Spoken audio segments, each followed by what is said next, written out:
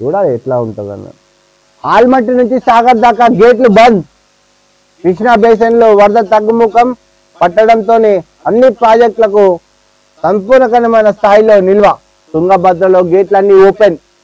తుంగభద్రకు సంబంధించిన ఒక update news ఏంటంటే నిపుణులు కూడా తుంగభద్రలో చూడడం జరిగింది. అది దాదాపు 70 సంవత్సరాల వయసు గల గేట్లు ఇవన్నీ.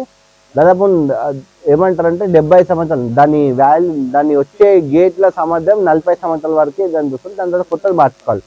కానీ ఆ గేట్లు 70 సంవత్సరాల వరకు మనకు ఇచ్చినాయి. కానీ అధికారులు చేసిన తప్పుదాల వల్ల మూడు రాష్ట్రాలు అయోమయంలో పడ్డాయి. ఒకటి కర్ణాటక, 2 ఆంధ్రప్రదేశ్, 3 తెలంగాణ.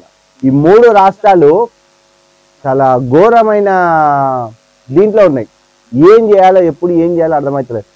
65 టీఎంసీలు ఖాళీ చేస్తేనే మనం ఏమైనా చేయొచ్చు అనేది కూడా నిపుణులు చెప్తున్న మాట. కానీ ఒకవేళ 65 టీఎంసీలు ఖాళీ చేస్తే నెక్స్ట్ రేపు పొద్దున్న సాగునీరు ఎట్లా అందిస్తారనేది కూడా క్వశ్చన్ మార్క్ కింది స్థాయి వాళ్ళకు.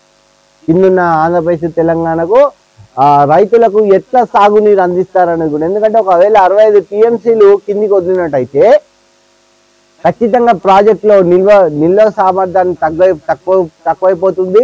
దాని తర్వాత రేపు పొద్దున వచ్చి ఆరుగాల పంటకు కానీ మిగతాకు కానీ సాగునీరు ఎట్లా అందిస్తారనేది కూడా ఒక చర్చనీయాంశంగా మారింది. ఒక అధికారి చిన్న తప్పు చేయడం వల్ల ఎటువంటి పరిస్థితి ఎదుర్కోవాల్సి వస్తుందో మనం చూడాలి.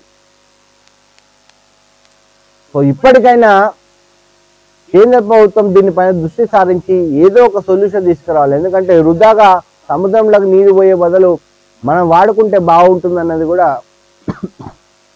మనం చూస్తూ ఉన్నాం. కానీ చూడాలి తుంగభద్ర విషయంలో ఏం జరుగుతుంది అనేది కూడా చూడాలి. పెట్టుబడులకు కొరియా సిద్ధం. చెరువులకు రక్షణ. హైడ్రా త్రిముఖ వ్యూహం. అక్రమాలు దిశల వారీగా కూల్చివేత, ముందందు కట్టడి. నీటి వనరులు పునర్జీవానికి పక్కా ప్రణాళిక అమలు. హుస్సేన్ సాగర్ సహా హైదరాబాద్ లో అన్ని చోట్ల కబ్జాలే. చెరువులో 20 నుంచి 90% వరకు తగ్గిన విస్తరణ. దిగ్భ్రాంతికి గురి చేస్తున్న ఎన్ఆర్ఎస్సి నివేదిక. ఎఫ్టిఎల్ బంపర్ జోన్లలో నిర్మాణాల కూర్చివేశాం. అనుమతులు ఇచ్చిన అధికారులు ప్లాట్లు వేసిన వారిపై కేసులు.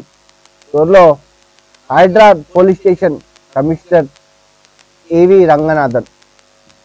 సో ఇది పరిస్థితి. ఇది చెరువు కబ్జా అనేది ఇప్పటి నుంచి జరగట్లే. గత 15 సంవత్సరాల నుంచి ఉమ్మడి ఆంధ్రప్రదేశ్ ఉన్నప్పటి నుంచి కూడా జరుగుతూ ఉంది. కానీ ఏది ఏమైనా ఒక మంచి వార్త అని చెప్పుకోవచ్చు.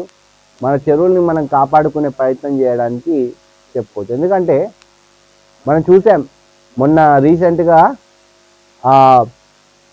ఏదంటారు ఇటు నిజాంపేట్ చెరువు ఎటువంటి కబ్జాకు గురైంది, కుక్కడపల్లి చెరువు కబ్జాకు గురైంది, ఆఖరికి హుస్సేన్ సాగర్ కూడా కబ్జాకు గురైంది.